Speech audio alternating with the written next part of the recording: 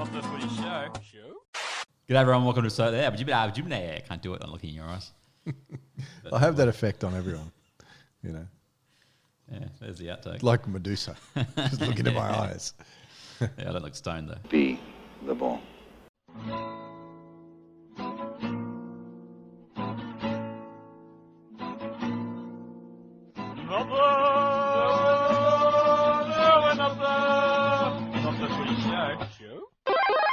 G'day everybody, welcome to episode 233 of Not The Footy Show. And if you're watching us on YouTube, well, in the same room, Mr. Robb Cox. It's crazy, man. The birthday boy. The birthday boy. Birthday, yes. We won't mention the number on the birthday because it's quite high. It is. It's getting there. It's getting there. But we won't even bring a cricketing reference into No. play. It is double figures for sure and certain, but we won't be talking about half centuries or anything like that yet.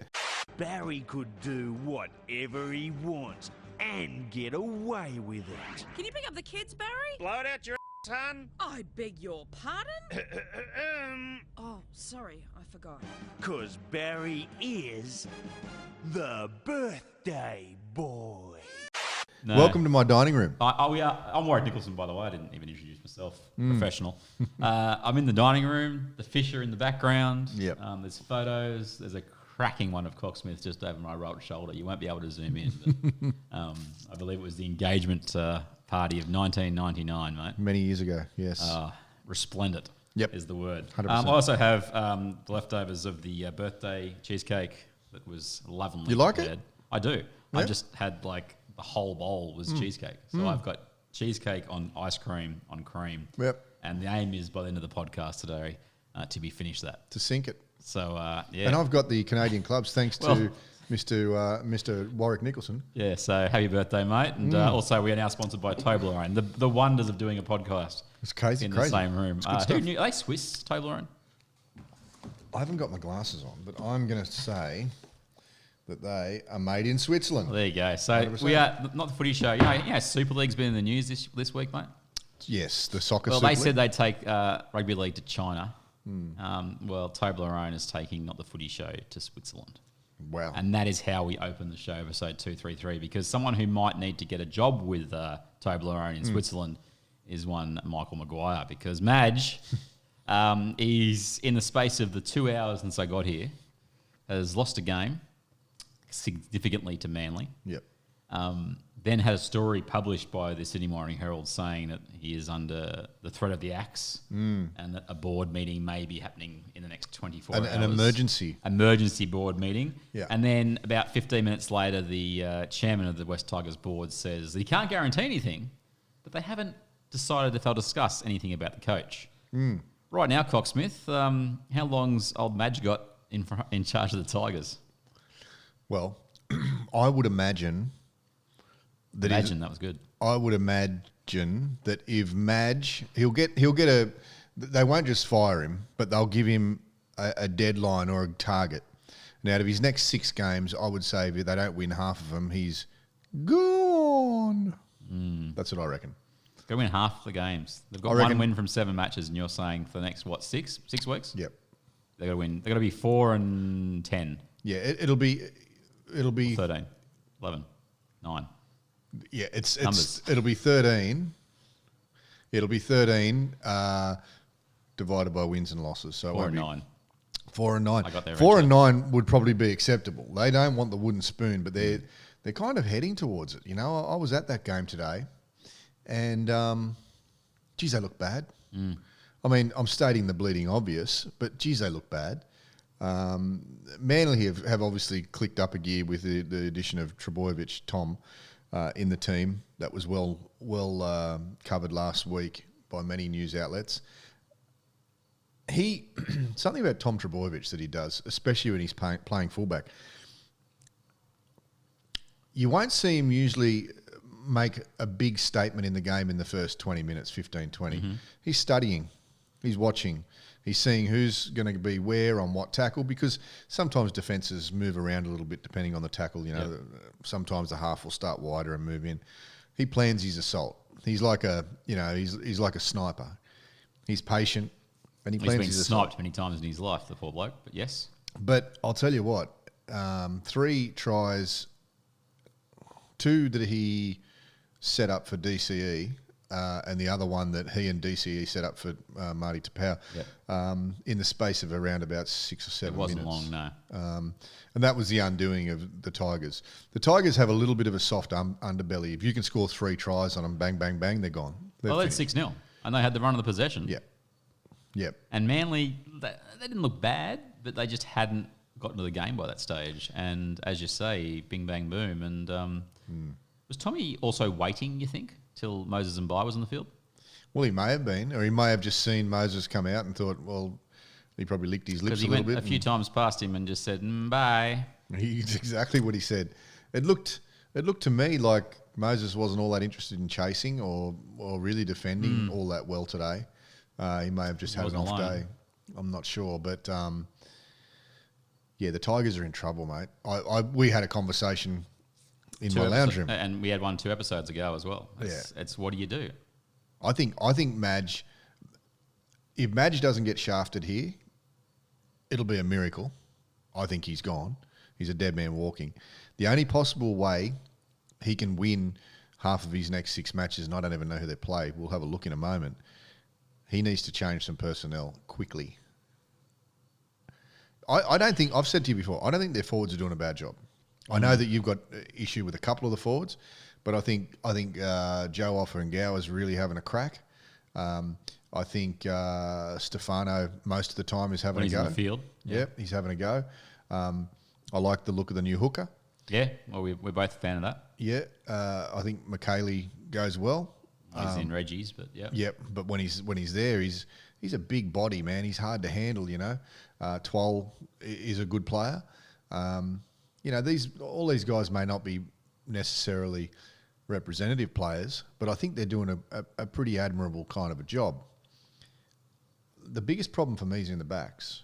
I've got It's defending in the backs. It's woeful at the moment. It really is. It's horrible. I mean, look, lots of knives have been out for Brooks.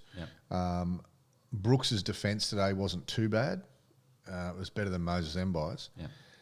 But in attack, you know, if you go back and watch the first 25 of that game, they spent a lot of time camped in Manly's end and couldn't convert. You know, they got 1 try off of a kick through from Brooks. But, you know... Have we had that discussion before about what he does? He just waits for the last tackle and kicks? Yeah. I really hate to beat up players. I do, because they've all achieved a whole lot more than we will as rugby league players. But I'll tell you, I watched Brooks today and he just looks like he's out of ideas. Or if he's got the ideas, his body ain't doing what his head's saying. Is he allowed to enact the ideas if he had the ideas? That's if we bring it back to Maguire, who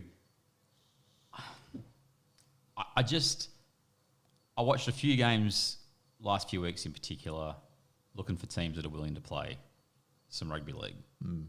The Tigers, they put out on Twitter, they are one of the better social accounts out there in that they definitely feed their audience.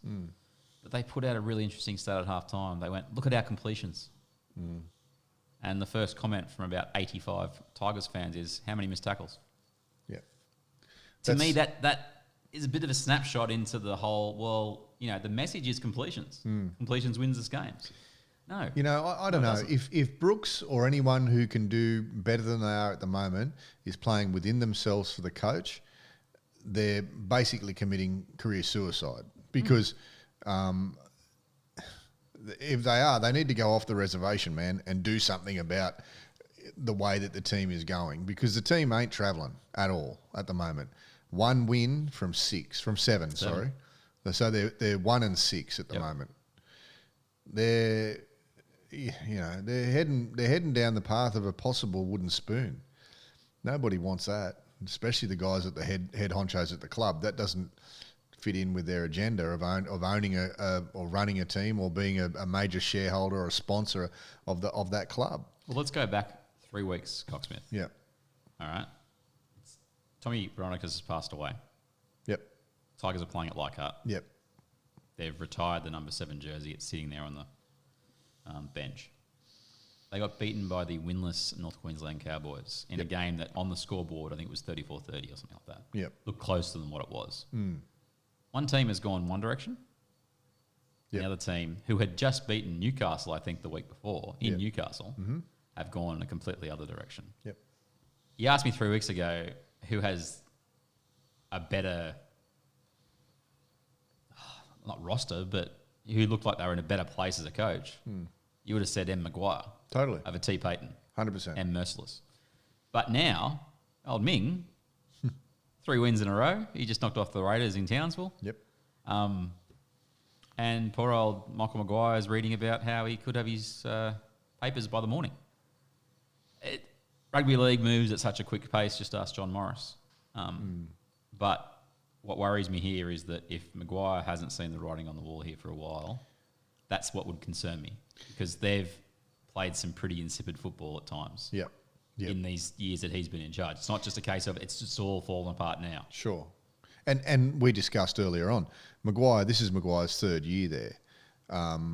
Surely you would have done something about the attack by now. And you know, defence. Maybe he's tried. Maybe he's tried. It's both. It's attack and defence. They're woeful in both areas. You know, in certain parts of the field, they're woeful in both areas. And, you know, maybe his hands are tied in as much as there's salary cap restraints. He can't bring new players in for fear of popping the salary cap. But, you know, Madge is known as being a head kicker, being a tough kind of a coach. And I'm just not seeing too many players getting dropped. You know, the big head kicker in the comp at the moment is Kevin Walters, because he needs to be, because, you know, they're not travelling much better, any better. So I don't know. Here's the interesting part of what you're saying about head kicking. Who did he head kick after 3 rounds last year? Remind me. B. Marshall. Yep. And how's he doing now? But how are the Tigers doing since they decided to get off that train? Well, I mean, have a look at those two. One's gone one way and one's gone the other. I just, you know, you can pull he was sacking a club legend who actually had come off a very good 2019. Even last year, he was very good. Yep. They didn't end up making the finals, but when he got back into first grade, Benji willing to do anything. Yep. Benji wants to keep playing football. No, I don't have a spot for you.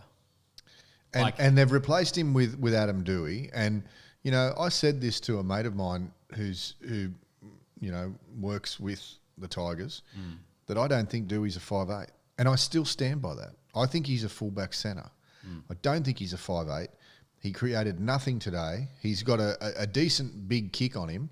And he can run the ball. He's not a passer. No, he said, you know, like I said to you the other day, I said to you today, that I put Dewey in the same category as Jack Whiten. I don't think Jack Whiten's a 5'8", except I think Jack Whiten is an 8 times better 5'8" than Dewey, even though I don't think either of them are 5'8". Some centres can play 5'8". Some can't. Yeah. And Dewey's one that can't. He's not getting any help from his 7 though either. You know, he's playing a very second fiddle role, and the first fiddle ain't playing the tune. So the Tigers are in all sorts.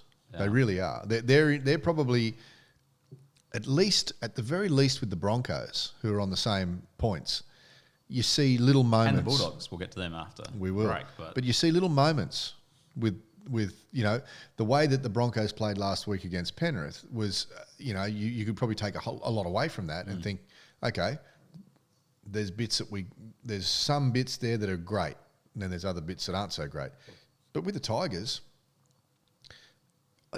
I can't find, other than a couple of decent players in there, I just can't find any shining lights. Can you? Dane Laurie has been good considering he joined them a week before the season started. James Tamau is probably one that I just go...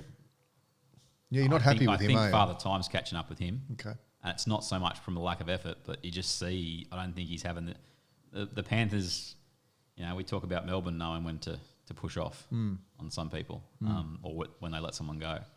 I don't think they wanted to let go of James Tamau, but they also looked at and he was eating up the salary cap and where he was in his career. Yep. I liked signing from the Tigers' perspective, but he hasn't been an impact guy for them, and you know he needed to be in the middle. Yeah. And I'm a bit of a different view. I don't think their forwards have been particularly good. Right. And we discussed it earlier. Sorry, everybody. We obviously his birthday. I We've can't had remember many to say hello. conversations. I'm sitting there going, we're wasting the gold. But, you know, they got Sean Blaw coming back. Yep. Who's only played a handful of first-grade games. Mm-hmm. But what really did my head in today, watching it, was when Mbai came on, he didn't come on to play 9, which we both agree That's is right. where he plays now. Yep. He played 13. Now, the Tigers went from having Alex Twal, who was another prop, playing 13, Yep. to Moses Mbai playing 13. Yep.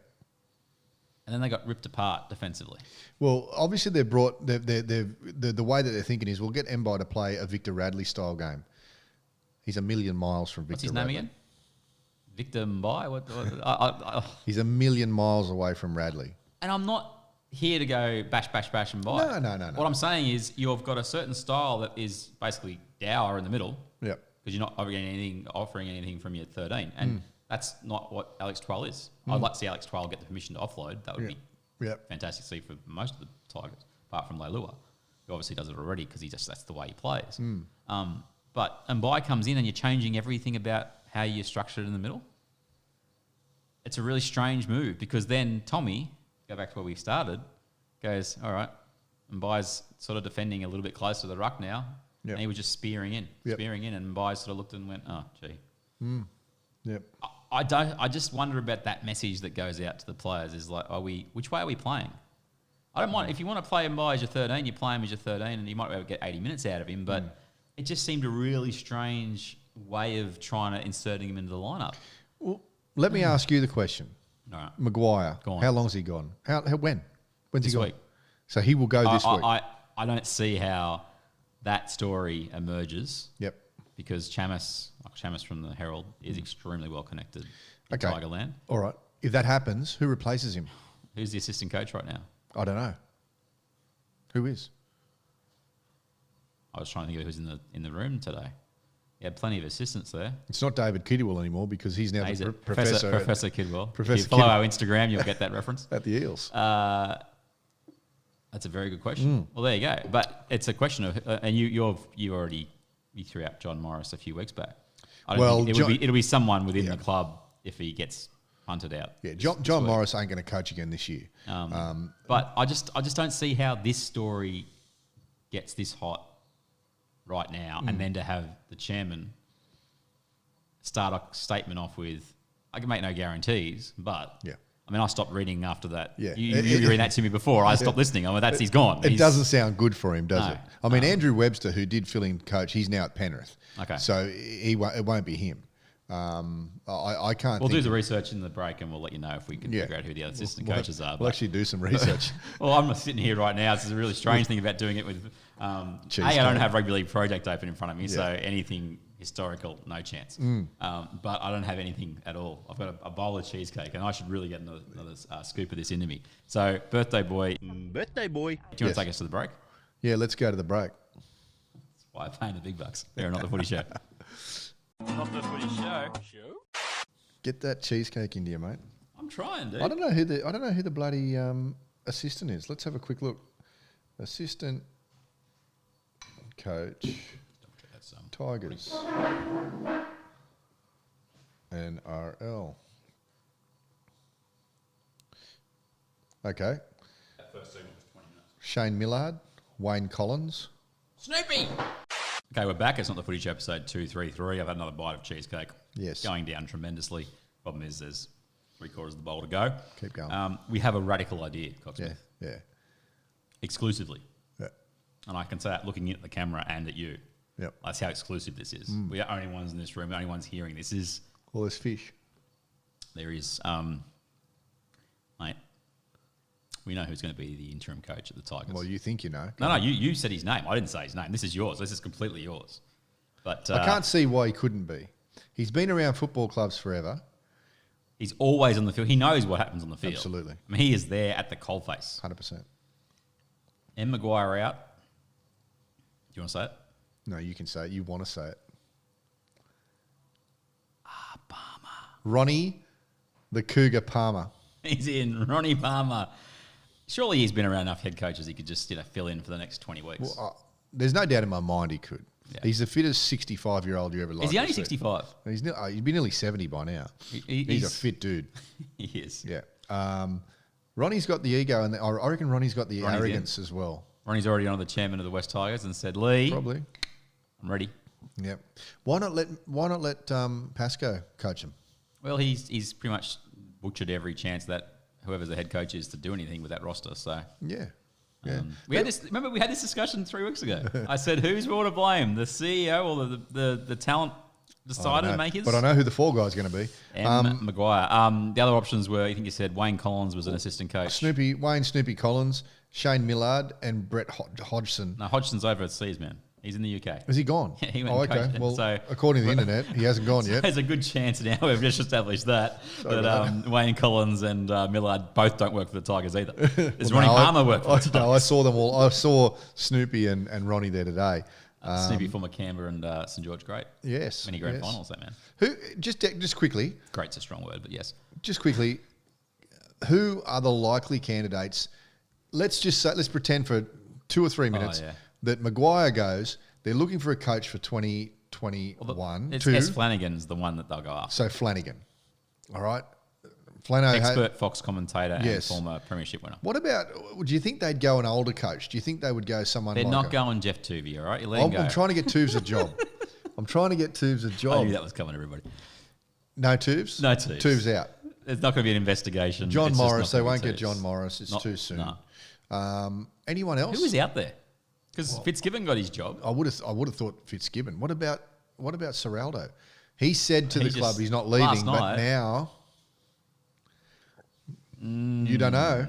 I mean, I don't know. I'm just making it up. I threw a name out there earlier. Go on. John Cartwright. You like Carty, don't you? I thought he did a pretty good job at the Titans, all things considered. They did move on from him pretty fast, actually. Yep. Even though that roster was built for the first 2 years. And Did a good job in the first couple of years. Yep. They got rid of him, but he's at the Broncos, so I don't think his chances are particularly good unless he can co-coach with Chris Johns. Is that the one that he had the Chris Johns had a little brouhaha. set two? What about Who else is there? Bellamy? It's not going to happen. The Tigers don't have the purse strings. Okay, so they can't make that happen. Tigers don't have the money for Bellamy. No. What about? I don't know. What is there another assistant coach? got it. Don't say Cameron Smith. I've got it. No. B. Marshall. Benji comes in, saviour, re-energises everybody. The first captain coach in rugby league, first grade in however long. In NRL, yeah. I wonder. I don't think Benji has the wherewithal to be a coach. I think. Did you think Freddie had the wherewithal to be a coach when he No, started? he didn't last. He's He's an Origin manager now. I'm just saying. It's Yeah, I don't know. the Freddie appointment came from nowhere. Benji's a nice guy. I don't know if he's got enough a-hole in him to be. He's beefing himself now, people. An NRL coach. Thank I'm you. not going to let you beat me this week. Beep. Anyway, so Maguire. He's going to There go. are other names, I'm sure. There are but, other names. I don't look, know. we only had like an hour to think about this before we did the podcast. So that's where we're at with the Tigers. So Palmer, Roo Hiff. Ronnie. T. Barrett. Yes. We're going on. It's a bit of a coaching theme on this podcast, Yeah. actually.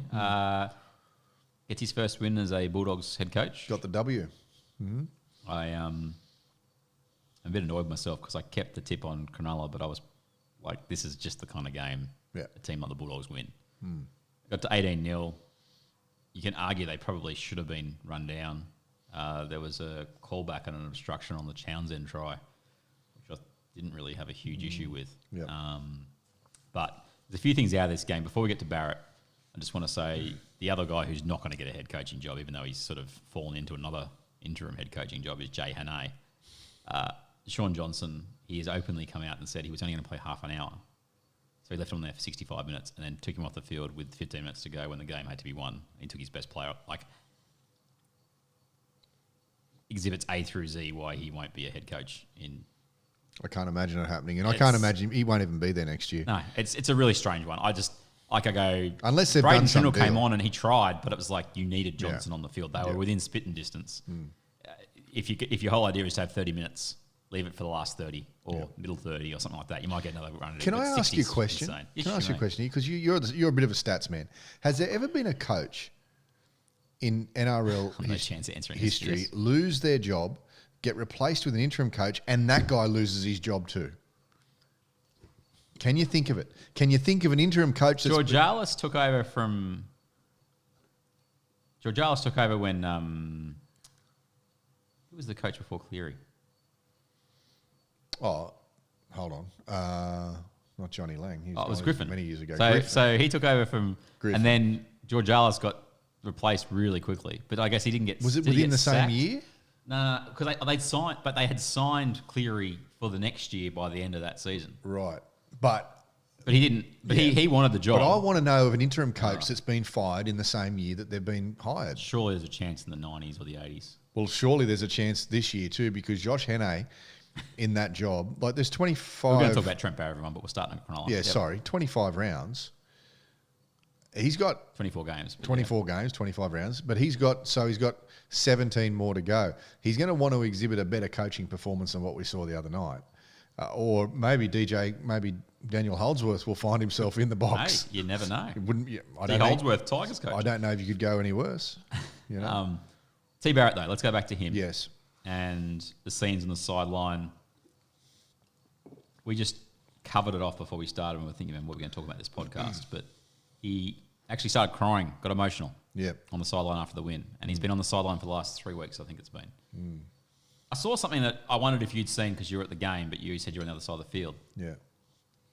You got the tear in his eye, which was good to see. I got no dramas. It means he cares. Yeah. And then he sort of went around his players, but the Fox cameras just like he's just framed. Yeah. Like the guy is in his face. Or the guy, the girl. Great is in job. the face. Barrett then went to one of his team manager guys and clearly said something like, "Can you get a buffer zone between me and the camera?" Fox sort of started following him. Barrett went around the side, and that manager guy actually, you could hear him in the effects mic saying, like, give him some space. I mean, just easy. Go away. Fox didn't go away. They sort of took one step back and then put their head around the side and got in there. You don't have an issue with them doing that? Not at all. Not at all. Because he's on the sideline? Because he's on the sideline. So if he'd been in the box, you reckon... Well, he could turn around in the box. Yeah. If he's in his dressing room, it's a no-go zone. But if he's in the tunnel or if he's on the sideline, yeah.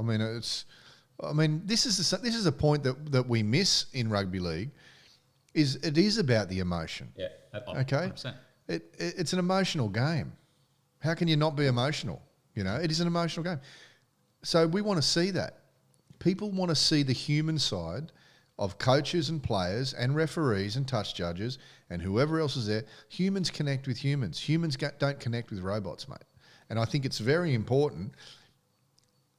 I like seeing when Ricky Stewart loses his cool and tells a cameraman to F off. I love that.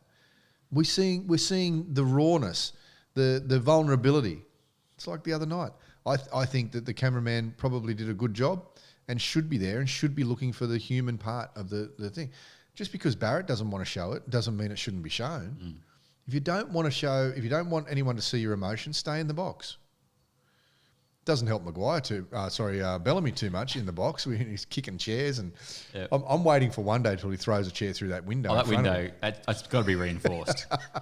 I mean, probably when they said, we're putting bulletproof, that's like, why are you putting in bulletproof glass for? They said, well, no, it's actually to stop stuff coming out from the inside rather than stuff coming in. You'll know when Bellyache's about to make his move to Brisbane or wherever he's going to go to next. I'll put bulletproof glass in there before. Melbourne fans will be fine. They'll be like, we'll just get somebody else. We've replaced Smith, Slater, and Inglis and Cronk. I think we'll be okay. We'll replace Bellamy. Look, I have no issue whatsoever with the cameraman being there and looking for that. My only issue with it was the length of time they stayed on him when those players who had just won the game were they out weren't in the middle. crying.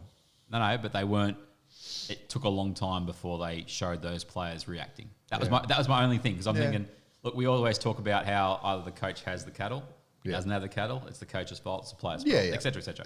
It was more that we'd seen that you could tell that he'd been crying. He walked away. That sort of lingered 10, 15 seconds, a bit long. Well, you can blame the director for that. And I'm like, I would have been, if I'm a Bulldogs fan, I'm going, I want to show me some of my players and how they're reacting. Well, you are a Bulldogs fan. I was a member for 3 years, and then they wanted lots of money for a season that ended up we couldn't even go to. So that's right. There's the full disclosure on I that. blame the director for lingering on that. The cameraman would have still stayed on him. But as far as switching goes, he switched to the vision. The director in the outside broadcast trailer is the man who decides on that, so you can blame him. Switch to the players for a sec. You were at the game, so you watched it in your style. I watched it probably 70-75% of the match. Yeah. I'm not getting excited if I'm a Canterbury fan. No, not at all. In the slightest. No. I'm going, we beat a bad Cronulla side that doing well to put 17 players in the field every week. Cronulla will win more games than Canterbury will this year. Correct. But I don't sit there and go, we have changed the game. Things have turned around. No. Well, the Dogs are just as likely to lose their next 6 games absolutely as they are to win one match in their next 6 games. Well, apparently Matt Burton's decided now. He came out today and said he will be going to the Dogs. So he's decided that it's the place to go. Well, Baz is still the coach whisperer with him, which is fine, and I'm all right with that. I put this on the Facebook and the Insta and stuff and Twitter as well. The comments from the Panthers CEO, Freddie had an interesting take on the Footy Show today, and the little bit that I saw. Oh yeah, I didn't hear that. Which he basically said it was just a full-on return of serve back to Canterbury for saying that it was better for his football in 2021 to be playing for the Bulldogs than it was playing reserve grade for Penrith. That's what he said. You read the comments from the CEO, and no, it's that CEO thinking he can turn around and get Burton to stick around. Yeah. I don't like the fact that Penrith, especially in light of how everyone's reacting to their arrogance and this beat-up story, which they're not helping in some respects, but, you know, they're winning, so do what you like. I was kind of like, you can show a little bit of class. You can show a little bit of class situation where you've decided that Matt Burton is not worth the money that he wanted to stay there to not play 6 or 7, which is fine. You have Jerome Luai and Nathan Cleary, who will probably be the New South Wales halves. Yep. I'll back your decision. Yeah. Tick. Well done. You've also re-signed Stephen Crichton. You've got rid of James Tamau. You've got rid of Zane Tedovano. Yeah. You've spent some cap. But then to turn around and basically tell the Bulldogs that, no, we're going to try and keep him now that we've already lost him, because now all of a sudden he's playing first grade, and he's actually a pretty good player, isn't he? The potential that the Bulldogs have paid him for, Panthers are now seeing, and now they want to hold on to him. I just thought it lacks a little bit of class. It does. Yeah. I like, take your lumps. You've had your chance to hold on to him. You decided to spend the cap elsewhere. I get it. Probably the right decision. But just, you can show a little bit more. I use the word again, class. I just think you could have.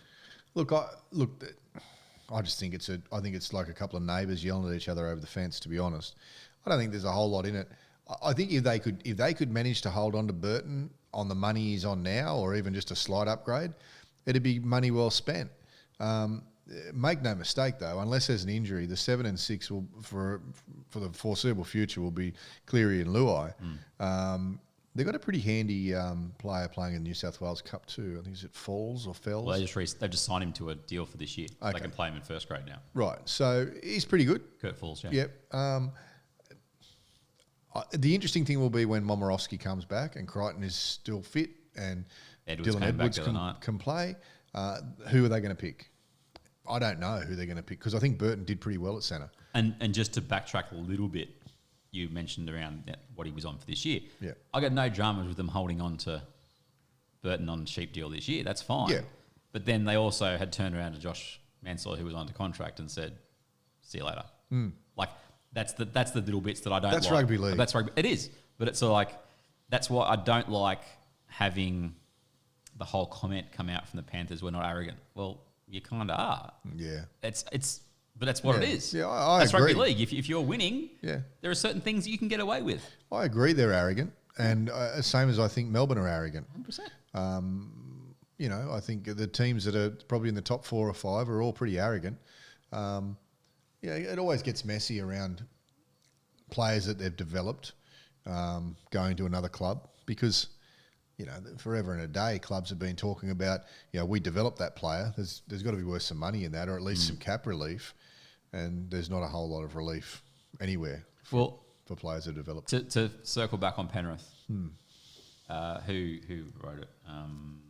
Trent Barrett said in the paper, or I read it today. He actually gave credit to what Phil Gould did there, and we've discussed at length on merits of how you've got to give credit where it's due. He reinvented basically how their junior systems fed into first grade. Yeah, didn't mean they just we're all going to get first graders. It was like, how can I build my club strong from this level to this level, this level, this level, this level. Yeah. He realised that they weren't going to get the value out of long service players under the cap. That whole chestnut of, they've played 10 years for us, we should get a... He just went, stuff that. We're not going to get this. Yep. So I'm going to develop all this massive amount of talent we have out here, which is... It's a big junior what league. it is. Yep. And he's reaping the rewards of that. Yep. That, I think, is where clubs have got to go, all right, how are we building our clubs? Because you said the whole Penrith arrogance thing, which is what I said, but how long, this is my question to wrap this level up, how long till Canterbury can become arrogant again? Will they ever become arrogant? Oh, mate. What's, Trent... Okay. Yeah, that's an interesting one. It's minimum 5 years off. It's minimum 5 years off. They're not going to play finals football this year. They won't play finals football next year, but they might the year after. So, that's 3 years, 2 years, 3 years. Yeah, I think their arrogance will probably be at least 4 or 5 years away. You know what else was arrogant? Me thinking I could eat this whole thing of you will eat it. Cheesecake. We'll take a break and be back after another bite. You will eat The it. Footy Show. That's all right. We're only up to 36 minutes so far. It's fine. Not the Footy Show. Okay, we're back. It's episode 233 of Not the Footy Show. Warrick Nicolson, Robb Cox in the same room. Yeah. Eating cheesecake. How good is life? Happy birthday again, mate. Thank you, mate. The birthday boy. What was your favourite birthday growing up? Oh, my Didn't know this was coming, did you? birthday. No, I didn't.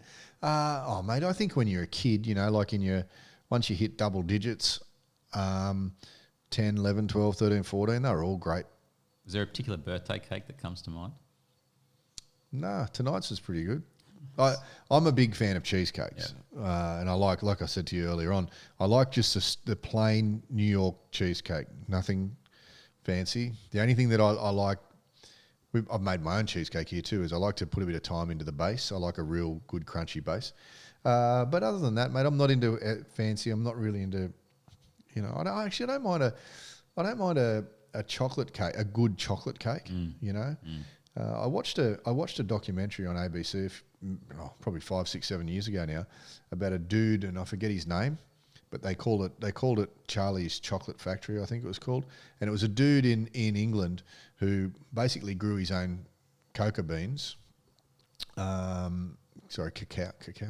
beans. I can't remember. Yeah, and he sold this delicious chocolate to Harrods, and anyway, he showed you how to make this chocolate cake, and it was like to die for. It was the richest chocolate cake I've ever had in my life, and I think it's called...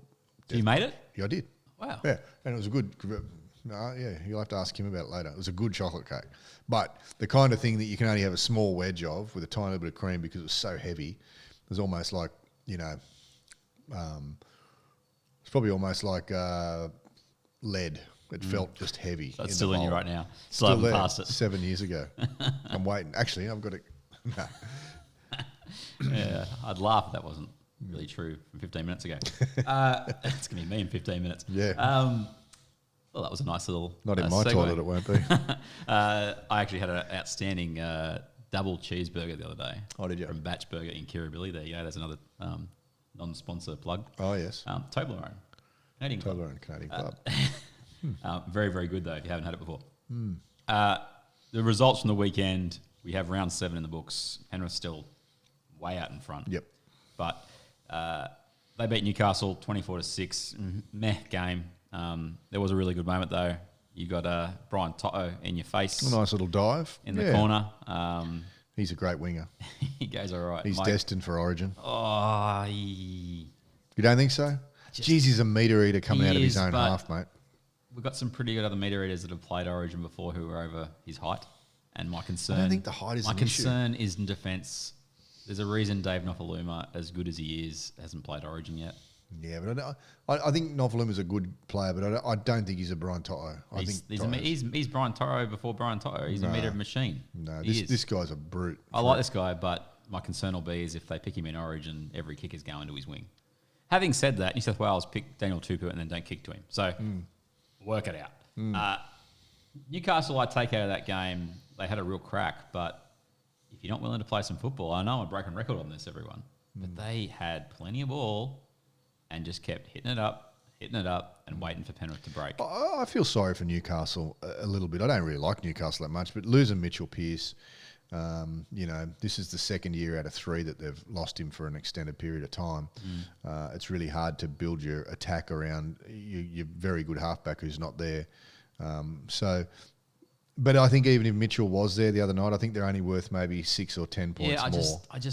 It's intent has a lot to do with things, and you watch Penrith's tries, man, and they're firing all cylinders. They've won all these games, but intent, it matters. Not giving the ball to David Clemmer on the 4th and 5th tackle every time just to run it up and not even. They're playing footy.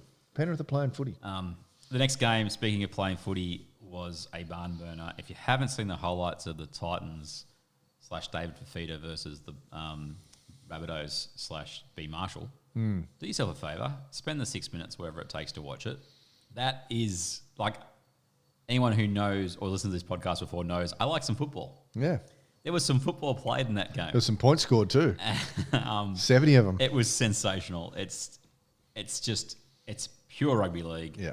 Enjoy it. 46-6, Parramatta over Brisbane, and Kevy throws not a shoe but a jersey in the sheds afterwards. Yeah. Oh, well, I imagine he held that up and said, "Do you know what this is? This is a jersey that I bled for." Would it have been more effective if he'd had like a jersey from the 92, 93 grand No, final? it might have been more effective if he put the thing on, then ripped it off and jumped on it. It was pretty telling vision, and I don't know if you watched the reel I made for it with the Bad Medicine song. No, I didn't, but I will. Bad Medicine is what I know. Like, it's a great tune because it's sort of, he loves this club. Yeah. But these kids are bad medicine for him because they don't have that Bronco spirit. And what's his name? Payne Haas said it after the game. He goes, "We talk the talk, but we don't walk the walk." And I think he's saying that as a team. I think as individuals, there's some good ones in there, but they're a bit few and far between. There's no Alfie Langers or Alan Cairns or Steve Ranoffs or Parramatta good, but Brisbane just ordinary. Yeah. Good to see a game in Darwin as well. It was good, like we said before. It was good to see Dave Kidwell's glasses fog up. And old water boy Brad He had Arthur. about 20 waters in front of him. Every time he goes to Darwin against Canberra a couple of years ago, he must just do the longest whiz in the hotel room. Maybe he doesn't whiz in the hotel room. Maybe he's got a bucket under his seat and just during the game. Would they have a Parramatta logo on it? So you now have to Yes. now they pack it all up and they take it with them. They have to have it on there. Yeah, Yeah. of course. P bucket. Would you have the logo inside the bucket so you have something to aim at? You know how they do with some urinals to make guys stay I in wouldn't bother with that. I reckon I could hit it without seeing a target. highbrow rugby league talk here on the Footy Show. Yeah. We covered off Canterbury winning 18-12 over the Sharkies. My Raiders, mate. It's 24-6. There's 2 minutes to go to half time. And Georgie Porgy Williams drops the kick off. Yeah. Then Georgie Porgy Williams switches off on a grubber kick. It's 24-12 at half time, and Canberra don't score another point. They get beat. Ricky, you messaged me and said, calm Ricky is scary Ricky. Well, you used to, when something like this happens a couple of weeks in a row, you get Ricky who'll do one of two things usually. And we've seen the third thing this week, but one of two things is either tear into his players like they mean nothing to him or back him to the hill and tell everybody how proud he is of the team, even though they just got beaten. And he couldn't be more proud of this young group of men and the tears are almost there. And, I know what this team's about. I get what he's doing on both of those. I get what he's doing, right? But this calm Ricky, and it was like, it was almost like a resigned Ricky. No, Ricky didn't resign. It was like a resigned Ricky where he was answering questions that he'd normally death stare at. And it was almost like, I don't know, it's not like he's given up, but it was scary. It was like I was waiting for Ricky to turn into, the dude that needs some anger management that we kind of know that boils underneath the surface. We also know that there is an awesome human being over there too, but not usually in presses when he's lost a game. My view on how he sat there, and I watched the game and I was disappointed, and I was really disappointed how we went missing in the last 15 minutes of the game when we had opportunities to not just level the score at 26-all. Jay Croker was in the team to kick goals. There was an opportunity to go for a conversion, a penalty goal with 7 minutes left. Yeah, long way out, but kickable, and we didn't do that. But what takes it for me watching his reaction is that he was sitting there at halftime like I was. And he's going, my team's back. We were really good in that first half. I understand. I didn't see it, but we were really good. Yes, that try before halftime was a bit of a killer in the grand scheme of things, and so was the decision that they didn't go to the video ref on the J. O'Neill try, which I think was line ball, but surprised they didn't, refer that one. But he would have sat there at halftime and gone, Starling's playing well, Whiten's busy. My two bench props, Parley and Horsburgh, have made a massive difference. They've given me what I want. And then the second half, it was like they didn't come out of the shed. Insipid. I don't like using that word, but they were insipid. They were really, really, really Who was bad. the worst of the worst? Name names. If our centres could offer something in attack like resembling hitting a line to actually hit a break or make a break. I know you're down a bit on the captain, are you? He has been a great player for us for a long time in the things that he does well. Do you think his time's up? I don't think his time's up because we haven't got anybody else. And he's also contracted for another 2 years, and I don't think that he should be the fall guy. But I do wonder how healthy his shoulder is given he came back from that off-season thing and where the confidence is, because they look like a team without confidence. Well, that's the way that things I've had this conversation with my nephew who's now, he loves his rugby league. Okay, he was sort of iffy through 7, 8, 9, 10, 11, 12, starting to actually care a little bit more. Last few years, loves it. Yeah. When we went to the grand final in 2019, I said, enjoy this because you don't know how long it's going to be till you get back. We made the prelim last year and got blown off the park in the first 20 minutes by the Storm.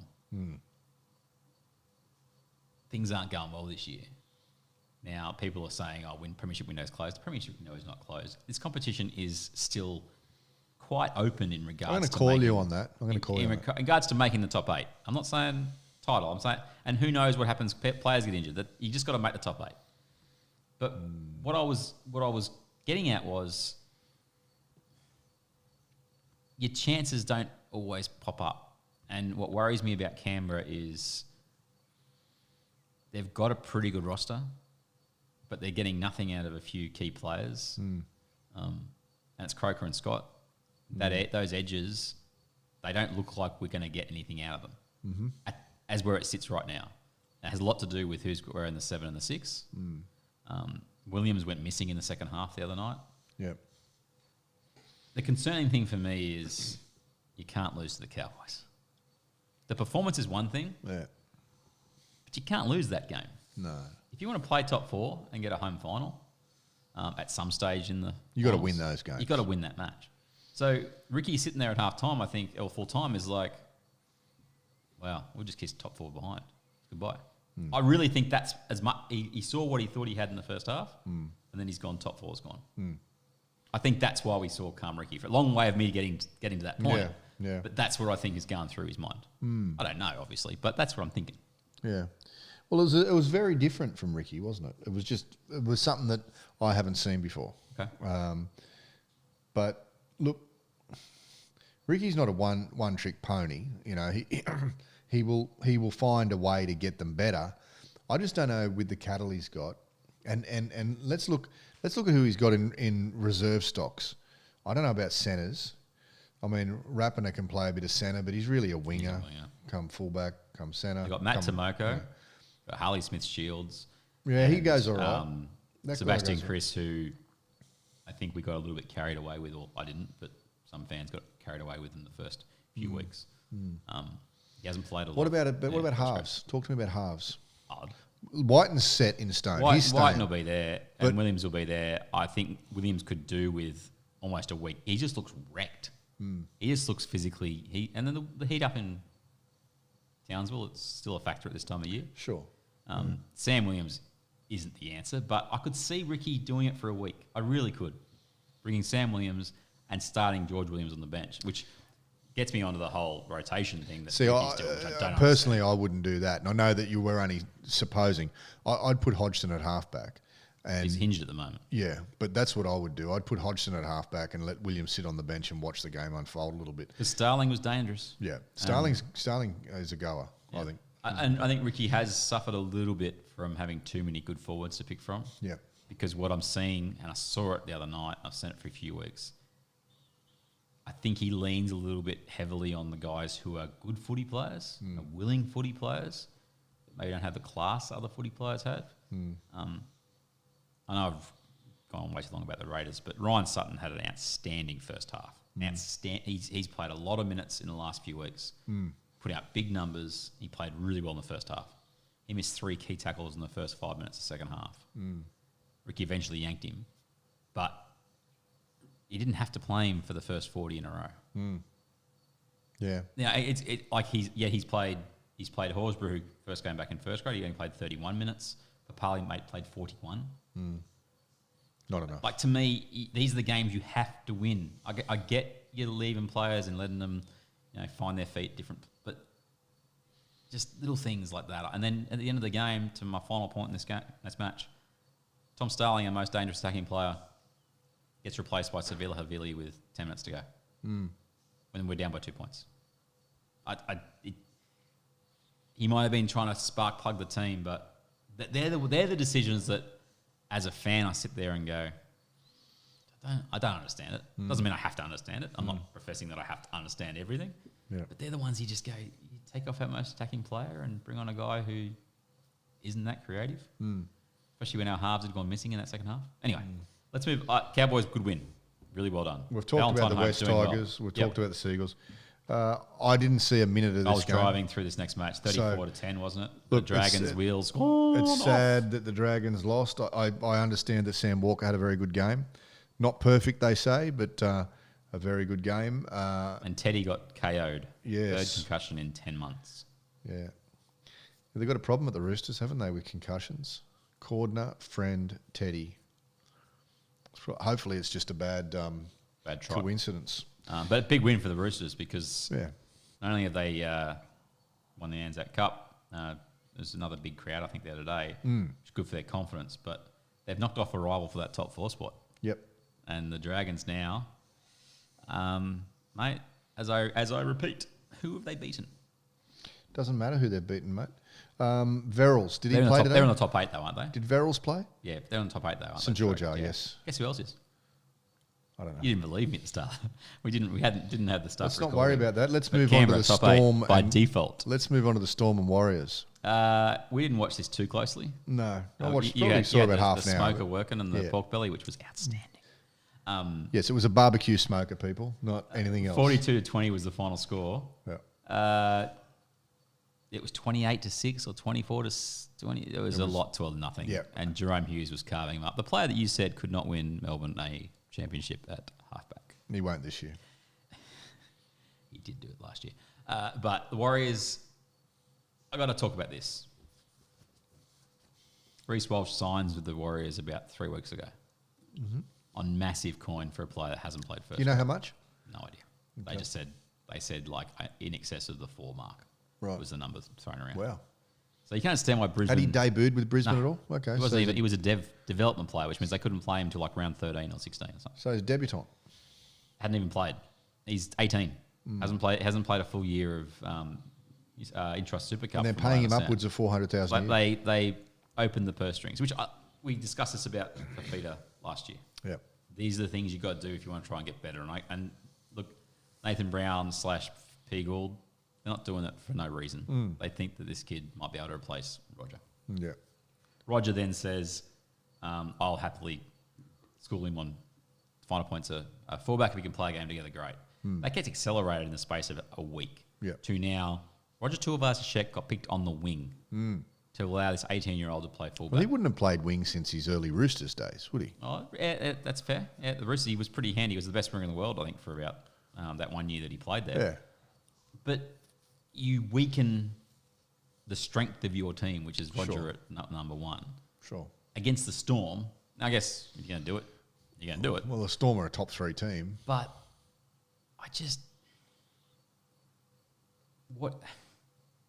it's a strange message to send to all the players in that system who have been told you got to bide your time. That's the thing that really just didn't quite sit well. I know they didn't have a lot of players out, and Tohu Harris didn't play, but rugby league is full of stories like the haves and the have-nots, mate. the ones that are treated differently because they're more gifted. You know, if you're a young player and you think that everything's going to be fair, think again, because there's probably someone just around the corner who's more gifted than you who will get a better opportunity and will get away with more off the field. Yep. And that's just the way it is, unfortunately. And you know what? That's a microcosm of life. You know, there's always someone better looking. Got deep and meaningful on his birthday, people. There's always someone better looking or has more money or more talented or whatever, and they will get away with more than you, unfortunately. So I know what you're saying. As a playing group of youngsters sitting in the wings waiting to play, it probably doesn't sit all that well. But at the same time, they've got to do what they've got to do. And if Gould and Nathan Brown, probably to a larger extent, think that young kid is the future, then they've got to go with him. You know, and they've got to give him an opportunity. And I mean, I don't know if the Melbourne game is the game to do it on, but they did it. They've thrown him in the deep end. Yeah, they had a loss. I don't know if he made too much difference. Yeah, I watched enough of him to say, look, you can see there's some ability. Oh, yeah, he's quick. But, yeah, very slight. Well, but if they had played Tuivasa-Sheck at one and that kid on the wing, there's no difference in the score or the result anyway. There might be Cody Nicarima may want to not watch the videotape. Got exposed. He's defensive. Yeah. Jerome Hughes likes to run it. Don't get me wrong, but when he goes to the line like that, he's going to pass it every time. And I think there was 3 tries in a row on Nicarima's side. That takes care of round 7. We said Penrith are up the top. Yep. I think Melbourne, I think South's next. And then I think Melbourne are up into the top 3 Let's now. have a quick look because I think it's important. The end of the first hour on the Footy Show, it will be a podcast that ends relatively quickly. Okay, the way it sits at the moment is in 1 through to 8, Panthers, Eels, Rabbitohs, Storm, Roosters, Dragons, Titans, Raiders. In the top 8, how good's that? And who's last, mate? Last of all is Bulldogs. Oh, still. On a for and against. 9 through to 16 is Warriors, Knights, Seagulls, Cowboys, Sharks, West Tigers, Broncos, Bulldogs. That's West Tigers, Broncos, Bulldogs, 1 win each, yeah? Yep. Yeah, that's concerning. We've got Magic Round coming up in a few weeks, which will be interesting to see what kind of crowd they get up there for that, because there's been some pretty good crowds down south of late, and Brisbane going as poorly as they have. I'm not a big fan of Magic Round, I've got to tell you. I don't really dig it. I'd understand it more if it was in a remote area. I know that they're not going to get the big crowd then, but I'd understand it more, even if it wasn't a remote area like Toowoomba or something like that. Yeah. Having it in Brisbane, I wouldn't be a fan of it if it was in Sydney. I thought about going a number of times, but I've never had that itch to go. I've just thought, yeah. Then I'd rather watch it on TV. Yeah. To be perfectly honest. Yeah. I know that sounds like a Debbie Downer, but look, we'll wrap up the show after this break, and I want to bring something up that I almost messaged you with a torrent of abuse. I didn't send it, not at you. Abuse? Wow. But about the comment that was made. Yeah.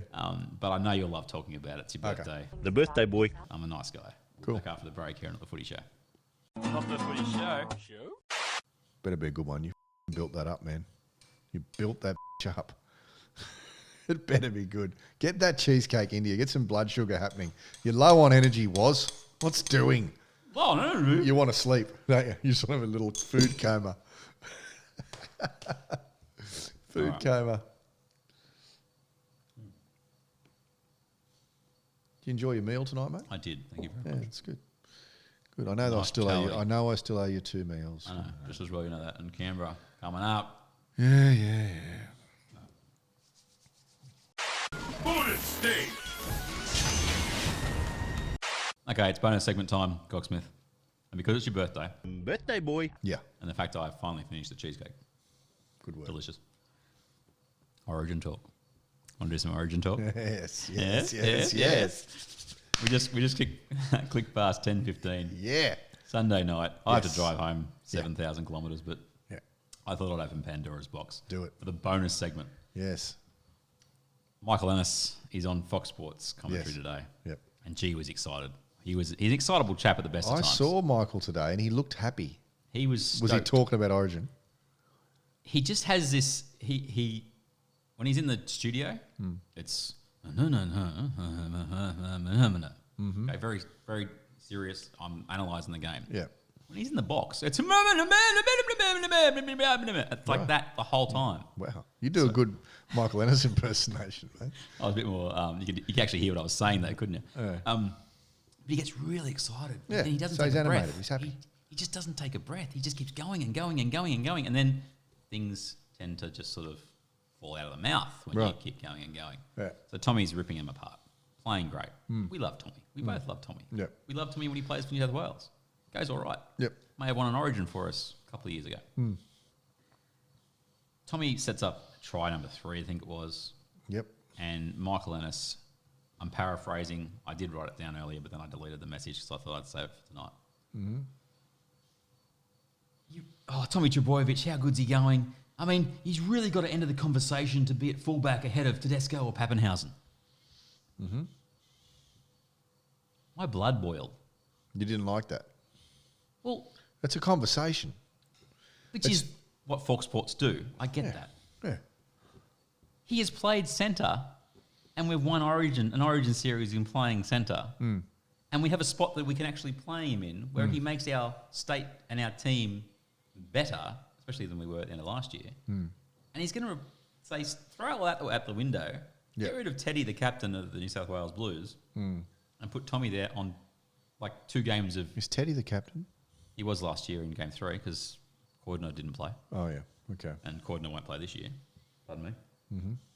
But this is the same Michael Ennis that I'm sure, and I'm just saying it, would also say when he hadn't played any games, I can't pick him after just 2 games. It would be irresponsible to pick Tommy Trbojevic for Origin after just 2 games. Now, I know he's a bit of he's stuck with the way that you got to cover the game, the network that he's commentating for. But it was just a comment that I just went... It's really upset you, this comment, It has, hasn't it? because I'm just like, he knows the game, Michael Ennis. He does. Like, Clearly. But I'm like, it's just a Well, stupid comment. It well- just is a stupid comment. Maybe. I don't know. There are some people out there that prefer Tommy to Teddy. I know a I couple. love Tommy. I'm talking about in the 1 jersey. I know a couple that would prefer him to... But how quickly is he moving on? Well, I mean, look, he's only 2 games back. And But Pappenhausen didn't exactly play poorly in the, 5 games he's played this year? No, not at all. I think Tommy's had a bigger impact in the 2 that he's had, though, than Pappenhausen's had in the 5 that he has. I disagree. Yeah, well, we can agree to disagree on that. But let's talk about your teams. Are we going to go teams? I just want to go that deep. I don't want to go that deep. I just want to bring up the fact I that... thought we're going to... How do we fit what could have been like 5 fullbacks in the New South Wales back line? Well- This was my question for you. does that include Whiten? Because he's... Well, let's be honest, that's where he started. Because Latrell Mitchell gets suspended for the 4 weeks Yeah. and still will be available for game 1, I believe, if he will be back in time. Okay. It is conceivable. It's Okay. just to set it up for you then to decide what you Well, under okay. 6, Well, 7 would be. let's just talk about maybe the backs for a moment. Okay. If you pick Teddy, let's say you pick Teddy at 1, and let's pretend for a moment that one of your wingers is Addo-Carr and the other one you haven't filled See, in. I don't think Addo-Carr's a slam dunk. Okay. Well, let's just get to this bit about Latrell. It's the fullbacks. It's fitting your fullbacks in your back line is what I'm basically... The issue with Latrell is he's a left side centre only. Correct. So Whiten isn't in the team. Is White at 6 because there's no Luke Keary. No, I don't think so. I think the halves are shored up. I think it's Cleary and Luai. Now, I'm not disagreeing with you that it's the likely... Is Whiten a player that you'd play on the bench? Have him as your back on the bench, because he can play wing. What Sorry, happens to King Gutho, another fullback? Gutho won't be playing. He could play fullback, wing, centre, 5'8". He's a pretty handy bench player, but is he an impact player? I don't know. If Tommy's going to play, he's going to play right centre. Yep. If Latrell's going to play, he's going to play left centre. I don't think you can play. Gutho doesn't fit in the mix. No. Someone's going to miss out. Whiten or Gutho's going to miss out if... if you're saying White to the bench, does that mean Pappenhausen misses out entirely? Yep. See, I've got to have him in my 17. And Yeah, I you can't have two backs on the bench. I would play him on the wing ahead of Adokar. Really? There you go. There's some. But who's your other winger? Who's your I right would winger? pick Daniel Tupou. The reason I would pick Daniel Tupou is that he actually gives you really good rucking out of your own end. He's really good. He's got the combination with Teddy in regards to that. Gives you an option to kick at in the air. Yep. And potentially it's him up against Xavier Coates if they go with Coates again. So you've got the two guys who can catch on the aerial side. I just don't think Adokar's defence is good enough. And he actually hasn't been getting much ball at Melbourne this year. Yeah. That could be more due to... I like him. I think he's a a high quality finisher. Yeah. That speed is delightful. Yeah. But would I prefer having Pappenhausen in my team than Adokar? Well, the answer is yes. And to fit him in, that's where I put him. Yeah, okay. And I never really thought about him. I would leave Mitchell out and I'd play Whiten on the left. Why do you leave Mitchell out? What's the reason? I think he marked his cards last time he missed out. Okay, so, but do you trust him as a player to play at left centre? Oh, he could. I would have picked him when Freddie didn't. I didn't understand why Freddie didn't pick him. We did the podcast. The whole thing was based around, Freddie, what are you doing? Yeah. But I also go, there was clearly a reason why that was done. And I go, I don't know if Latrell's rebuilt that bridge if there was an issue there. I don't know. That's the question. Maybe he has, maybe he hasn't. I'm not too sure about that either. They're behind the scenes. With Tommy Trbojevic, is there a niggling, is there a linger of doubt, a piece of doubt in your mind about his fitness and that he's... Okay. If Katoni Staggs was fully fit... No chance. I wouldn't even consider Staggs versus Trbojevic. Not even close. Not even close. Geez, I would think about Not even Staggs. close. I like Staggs as a player. I like him, but at the end of the day, I go, what has he done versus Tommy? Yeah, it's maybe. It's not an I'm argument just yet. worried about Tommy's fitness, that's all. I mean, it'd be... I was worried about Laurie Daly's fitness for his whole career. He went all right at Origin. Do you have a problem with Cleary and Luai at 7 and 6? I got no dramas. My preference entering the season was Cleary and Keary. Well, he's not. But he's not going to be there. Yeah. I don't think Cody Walker will get the chance again. I don't think so. He won't be on the bench. I actually feel, given the way that Freddie talks, he'd almost go Gutho at 6 over Cody Walker, which I actually think would probably get more value out of the ball-playing nature of Gutherson and the way he plays at Parramatta, playing him at 6 versus playing him at left centre. I hope they don't do that. Yeah, I just feel like Whiten will be the next guy in line if they don't go with Luai. It'll be Whiten versus Luai, I think, because if they decide they want to have Mitchell at left centre, then they'll push Whiten in. Do you think if New South Wales lose this series, is that the end of Freddie as coach? It's not. Who's the replacement? I don't know. Jeff Tuvey?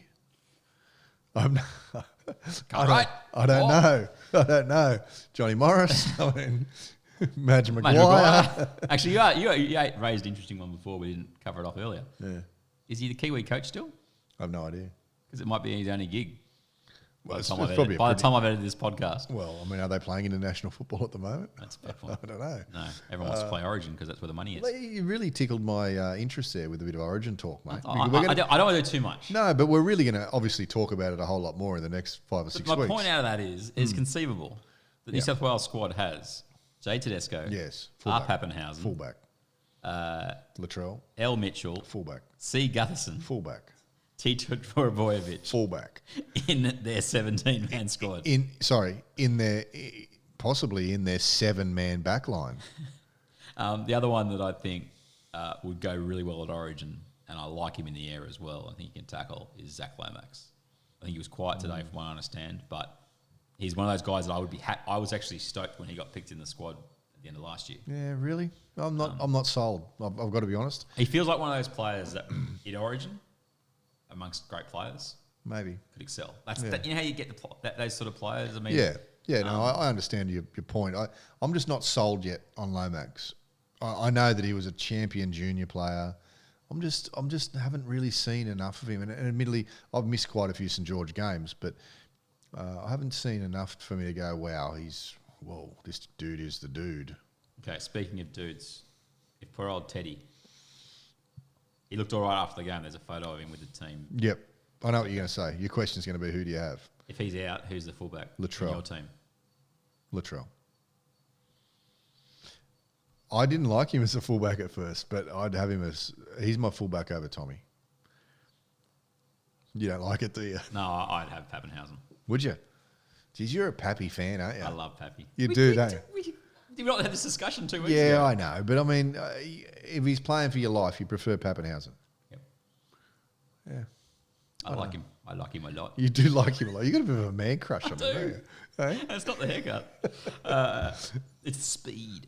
I love the speed. Yeah. And I've also just axed Josh Adokar, so I don't love that much speed. But that's what we were thinking. So if you've got an idea, how do you fit 17,000 halfbacks into Fullbacks. one back line? Sorry, yeah. Yeah, I'm interested to hear other people's Views. back- And we'll try and cover a back bit line. more Origin in the next week or so, a bit more as we get closer. Yeah. The New South Wales forward pack's going to be very interesting because there's a few players that have put their hands up. Deluxe. Yep. Other ones. And there's a few that are going to miss out. They're going to miss out that have done the job in the past. Yeah. But in saying that, Freddie and the Sleep Doctor, they definitely went away from what guys had done in the past in this last series, and they picked on form.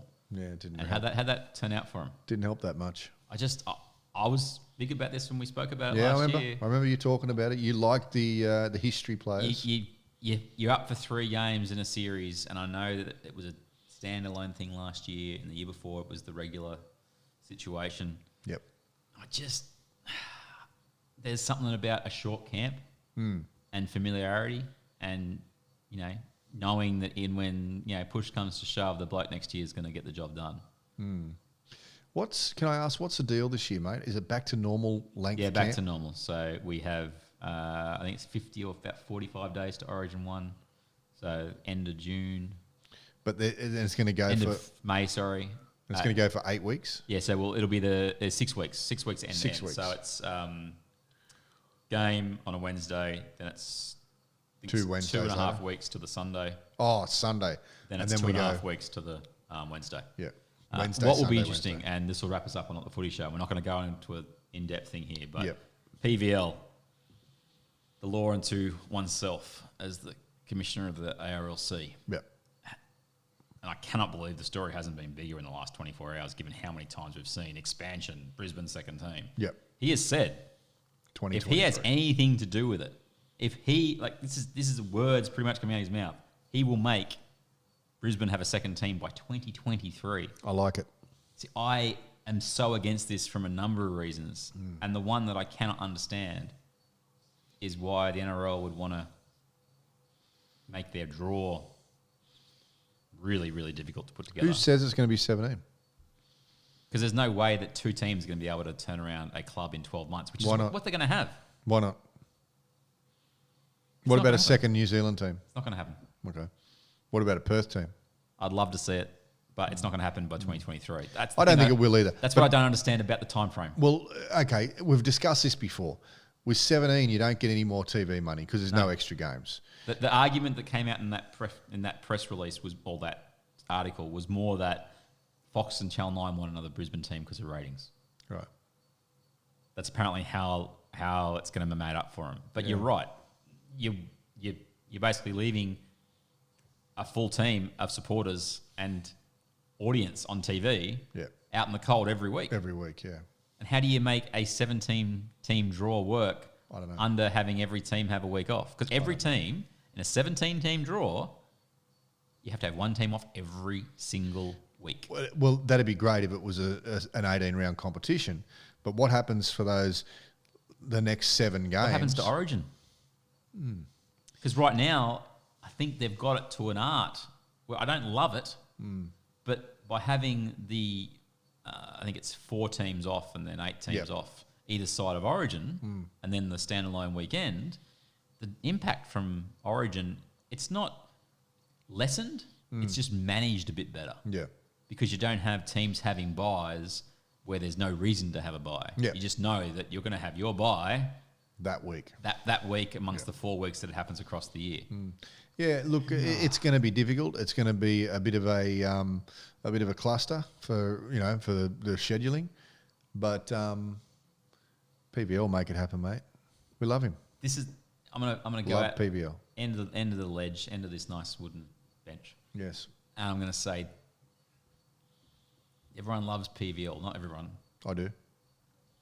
This could be the thing that if this doesn't really work in terms of the time frame, Hold on. things could turn against old PVL. Because the issue that I've got with it is how do you build a club in 12 months? Which is what they're going to have. Because that 18 months. No. Yeah, it starts today. No, it won't start till it's ratified, which is supposed to be, I think, halfway through the year. At best, they say we're going to explore expansion. Then you're going to have a team set up a bid, which is end of the season at best before that bid gets tabled. Maybe they already know who they want. All right.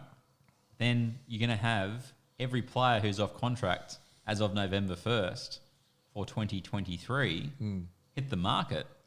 So no one's going to want to sign a single thing until this team's been sorted because the money's going to be on offer deluxe from this team. Oh, yeah. So how does that team in that time frame get their ducks in a row to be ready to be on the player market by November 1st? I don't know, but it will happen. I think of the stories that are told about Gold Coast, about South Queensland, about North Queensland, in those two major expansion things, because everyone forgets that Melbourne got really lucky. Yep. Really lucky in 98. Because teams fell over and they got all the leftovers from teams that had fallen over. It wasn't a case of we've got to go into the marketplace and we've got to buy here, from here, here, and everyone's on a contract. Yeah.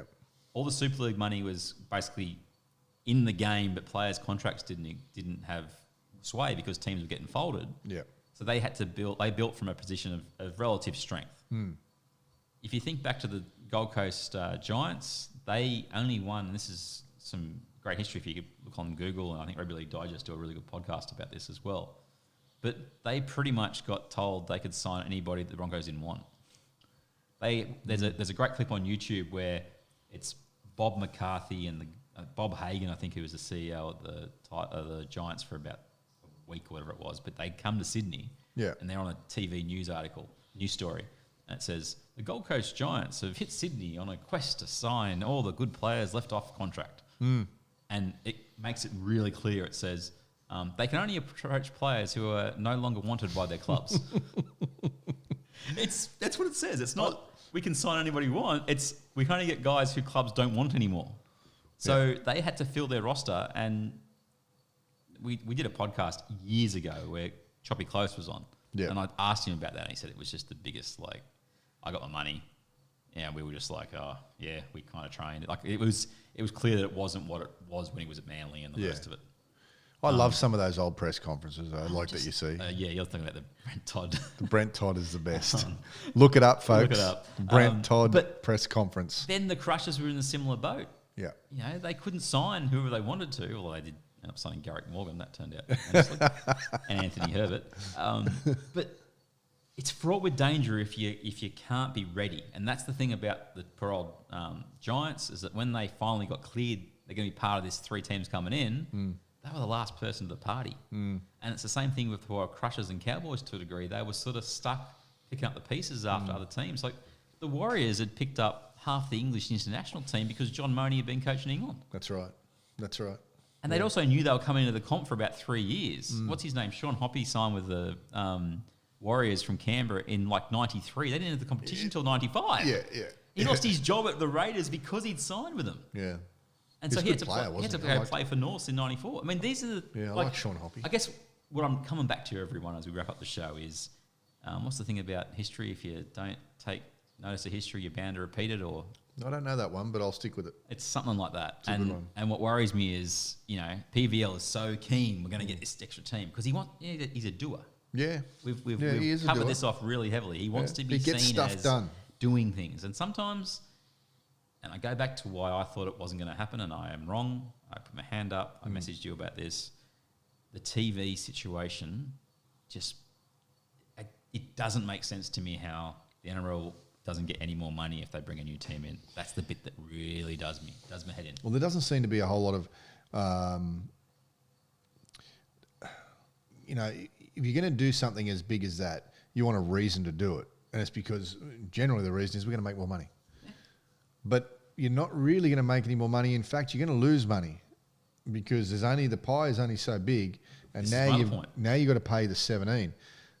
The only way that it can work for you is if you do one team now and then 2 years later another team right on the brink of a new broadcast deal, and hopefully you can make up the $19 million that you've handed another team in the broadcast and the deal. existing 16 clubs get their slice back from the pie. Yeah. Because they're going to want that. Yeah. They're not going to want to give up. That's the bit that I don't understand. I don't understand. Not only that are you bit going to give up players, Cam Munster from Melbourne to the Brisbane team, and coaches. You're also going to give them money that you get from the TV deal. That's right. And they're actually going to be a passenger for a couple of years. And this was something else that Phil Gould, finally got him back on the show, brought up in his podcast 2 weeks ago, speaking about the salary cap.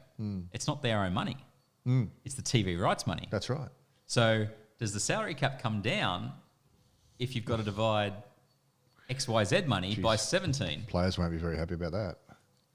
Rugby League Players Association, are you listening? This is what we're throwing out here.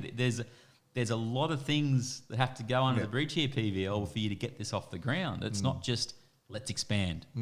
I love the fact we expanded in 88. I was too young to really appreciate it. I just knew that there was 3 teams coming in. It was awesome. Yeah. All right. 95 though, that was my sweet spot. I was 15, and I'm like, because you got 2 other teams. I'm like, there was 4 teams. Four teams in 95. It's like this is exciting. This is so exciting. Yeah. This is like. But one. Are we wait? Is anyone really like sitting there going, I can't wait for another team? Oh, there'll be people in Brisbane. Because Like, not everyone likes the Broncos. I posted a video, I don't know if you've watched it yet, but the video about the name. And what it was just basically to get at there was the discussion about when would they bring it in. Yeah. I was pretty adamant on there it wouldn't happen in 2023. I'm going to be wrong, so be it. But it's been interesting getting responses from people, because some people are like, we hate everybody who's not named Brisbane. Or we just hate Brisbane. We don't really want another team. We just know that we don't want a transplant team. Yeah. We don't want anything that's linked to anybody else. We don't want Ipswich. We don't want Toowoomba. We don't want Redcliffe. Yeah. It seems to be a lot of factions and stuff up there. It's not just a case of... Like I say, not everyone likes Brisbane Broncos. And maybe not everyone's going to like the new Brisbane Rockets or whatever they're going to be called. Is it Rockets? It can't be the Jets. If it's the Jets. The Jets. No, I don't think they'll be... Would they be allowed to do that? There's already a team in New South Wales Cup called the Newcastle Jets in the A League. Yeah, but they're a different sport altogether. I don't think it's going to be Brisbane Jets. Anyway. Brisbane... No, I won't say that. Yeah. But that's the show, everybody. I don't know. We somehow really dumped. We went down a rabbit hole then, didn't we? We did. We started on Origin and we ended up talking about PVL and wanting to expand. Yeah. Roberto, happy birthday. Birthday, boy. Yeah, once again, Thank you, mate. Thanks for coming out. And really good to see you in the flesh. Out. Yeah. Hope you enjoy your Canadian club if you'd like to sponsor us. I absolutely. Toblerone. Sponsored Canadian club. Cheesecake shop. Whatever you'd like. But hopefully it sounded pretty good today as well. Like I've put the video up. And it'll be going on the YouTube. It might take me a while to get that one up, but hopefully we can turn this one around relatively quickly. Yeah. When I've actually had some sleep, because I've still got to drive back interstate. I think it is interstate to my place. You'll do it in 45 tonight. Very, very good. Anything else you want to cover off before we finish, mate? No, mate, not at all. Other than next week we'll probably be back to doing Zoom calls, so the good audio will go down the drain. I know. You know. No, it does, but at the same time, the interaction I enjoy. Yeah. So it's always a far better, more enjoyable podcast for us when we're doing it. Looking at each other or in person. It's a lot easier too. It is. You can bounce off each other a little bit and wait and hold and So it's always a lot smoother, the end production. Facebook.com/NRL podcast. Instagram @ROBBCOX. Yeah. @Not The Footy Show. 38, I think it is, followers now. Wow. 420 views of the Kevy Walters reel. I mean, it's just going nuts. You are going ballistic. I have worked out Parramatta when they're winning, instant likes. Yep. Yeah, and you just jump, and that's if They're you're a out there and you crew, work mate. in rugby league land and you work for a club, you cannot post enough when your team is winning. Totally. There is some free advice. Yep. Like post every 30 seconds because your fans love it when you win. But when you're losing... Don't post your completion rates at halftime. No, exactly. Of a game you're getting smashed in. Mate, what else are we on? Twitter, @NRL tweet, and no ratings. They didn't like your comment. We got one message in the WhatsApp forum, which was, did he just call us? I said yes. I said yes, he did. Yes. And that was the person that actually had given us questions. So thank you, Anthony Mr. Brand. Coxsmith? Oh, Anthony. Yeah, right. No, our number one fan also said 5-star podcast. Getting better every week, boys. Not in a disparaging way. Keep trying, boys. Can take that way. Keep plugging away. I did say to him, just make sure your bank account details are correct because I will send the money in promptly. We had another person also say they enjoyed the show. Sorry, I can't remember. It started with G. There was a G in the YouTube name. But We'll just call them G's. No, G. we won't call them that. No, I won't call them that. No beeps this week. Yeah, I'm no very beeps. impressed. I've Very been impressed. good. Birthday boy on I've his behaved. best behaviour after about 17 Canadian clubs. No, only 3.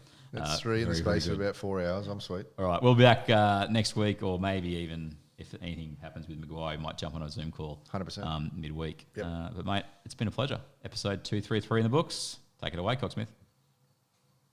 Pep, sir. Not the Footy Show. Barry could do whatever he wants and get away with it. Can you pick up the kids, Barry? Blow it out your son. I beg your pardon? Oh, sorry, I forgot. 'Cause Barry is the birthday boy. Yeah, well, what do you think? I don't know. Oh, Fantastic Beaches. That's my favourite film. Let's all watch that. Yeah! I don't think so. Let's watch the footy. No way, you're outnumbered. Yeah! Birthday boy. What? You heard me. Birthday boy. Did he say birthday boy? Afraid so. Damn, he's got us over a barrel. But your team's not even playing. That's true. You don't even really like football. True again. You don't even want to watch the game, do you? Not particularly. But you are. The birthday boy.